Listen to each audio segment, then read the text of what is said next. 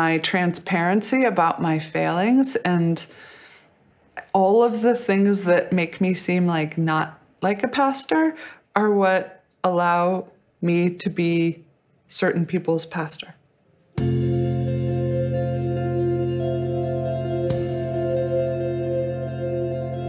Mostly I grew up in Colorado Springs.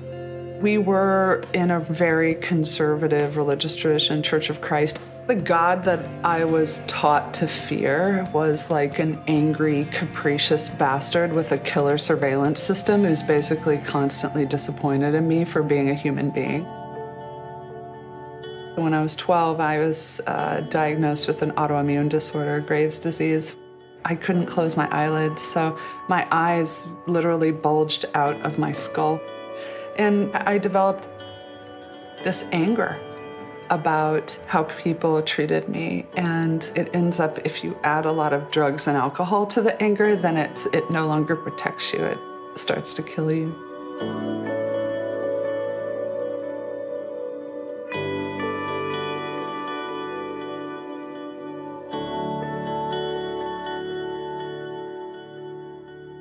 I had embraced the idea that I was going to be dead by the time I was 30, and I was okay with it. And so the weird thing about getting sober is it felt like a fairly rude interruption of my life.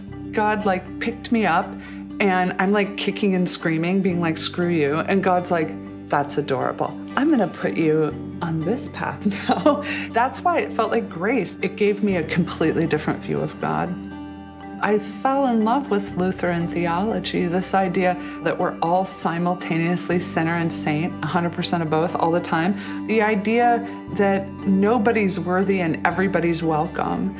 The fact that I can make a mistake and it's not this thing that's gonna determine my value forever. That's grace.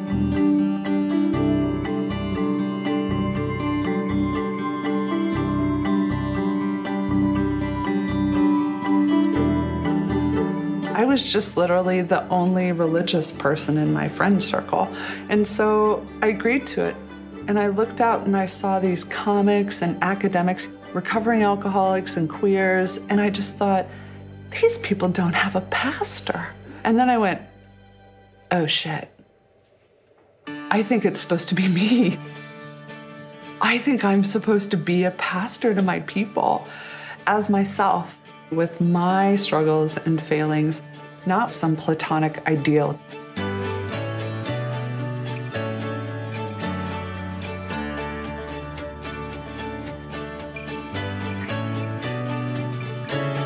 I had coffee with everybody in Denver like twice, and I couldn't get more than like 30, 40 people to come to church, and I felt like a failure. Then I was asked to preach at Red Rocks. 10,000 people, and then the Denver Post, they did this front page article about me. My church doubled in size overnight because of this.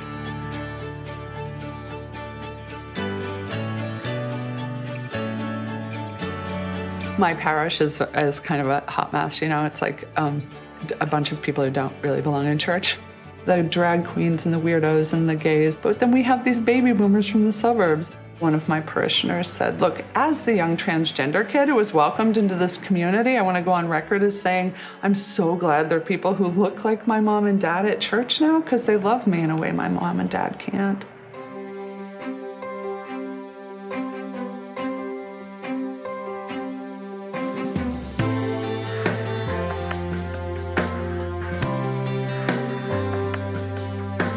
I've seen this thing about grace change me and change people in my congregation in a way that just telling them how to be good never would.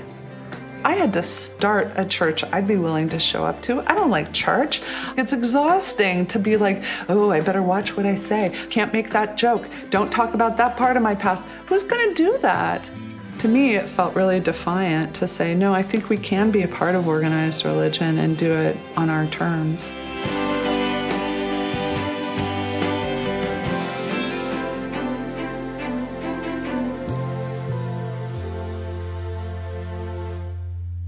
To me, being Christian means you're okay with the fact that you're not a good person. when I'm around people who really live in that freedom, it's like everything in me relaxes a little bit. They're just okay about stuff. They embrace the truth of who they are and who the world is in a way that allows you to see the ways it's beautiful, because you're no longer looking for why it's not perfect.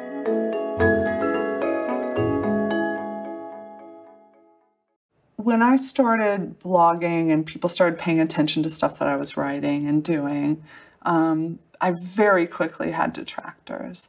And so people would write stuff about me on their blogs, and they wouldn't use my title, which is Pastor Nadia Bolz-Weber, because they believed that girls shouldn't be pastors.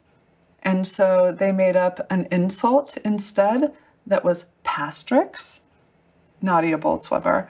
And I mean, to be clear, there are a million reasons I should not be a pastor, but being a girl is literally not one of them.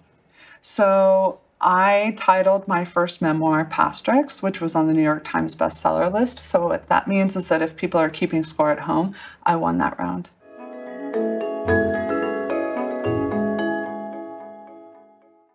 I felt like the God that I was taught to fear was like an angry, capricious bastard with a killer surveillance system who's basically constantly disappointed in me for being a human being. So there was just this point where I just went, that doesn't feel right to me. That's not the God that I think actually exists. And actually, in getting sober and having this experience of grace in my life, where it felt like there was this divine intervention in my life that wasn't just me pulling myself up by my spiritual bootstraps, like it really did feel like I experienced grace. It gave me a completely different view of God.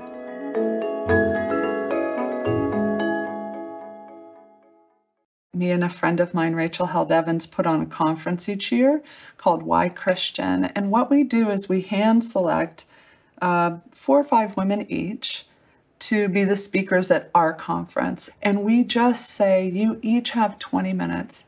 Tell us who you are and why are you Christian? Like, out of all the crimes and misdemeanors of Christianity, why do you still have skin in the game? Is there something that's beautiful enough about it that keeps you in it? Because we just don't hear those stories enough. And it's powerful. And they're told with such heart and vulnerability and humor.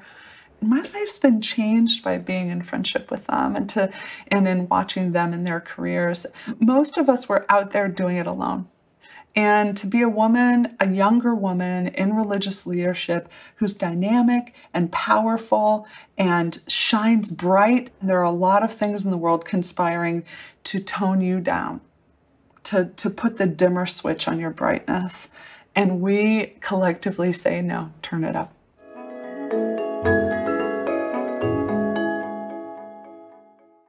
What I've seen work in people's lives is to go, let it go. You're enough. You're enough. Let it go. There's plenty in the world, in God's world, in the universe, in other people's hearts to carry you. And I find that people flourish, they find out different things about themselves when they just stop trying so hard.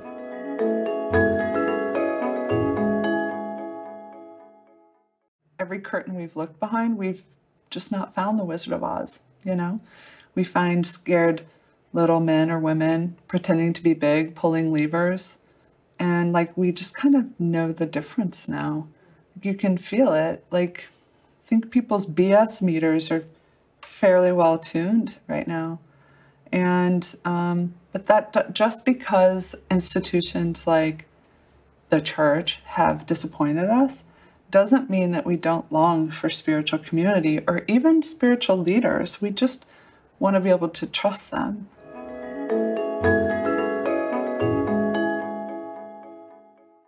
What's your capacity for self-awareness? How much of your own BS can you call on yourself, you know? And what I mean by that is that you have to deal with your own shit, right? It's right in front of you. Get a shovel, figure out how to get rid of it, figure out what's yours, get rid of it, because otherwise everyone that needs what you have to offer has to step in your shit to get to your gifts. And they shouldn't have to do that. So your job as a spiritual leader is to deal with your stuff.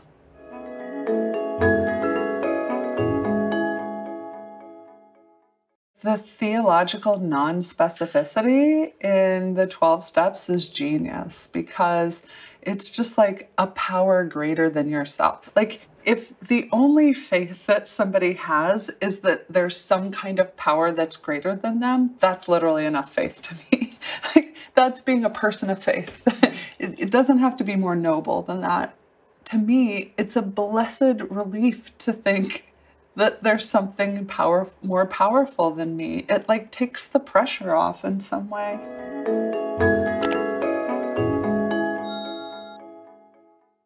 The way that Jesus touched human bodies as if they were holy and accepted people for who they were. He ate with all the wrong people. He pissed off the people in authority.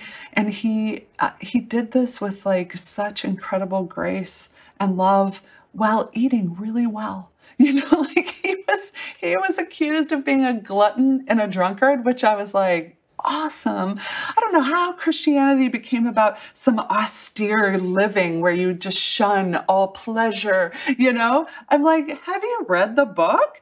I mean, like, oh my gosh, he found the holiness in life, and the holiness in life is to be found in things like eating and drinking with your friends and hearing people's stories. Like, that's so beautiful to me. That's like such an essence, that and the idea of death and resurrection, you know, over and over. That's the essence of the faith to me.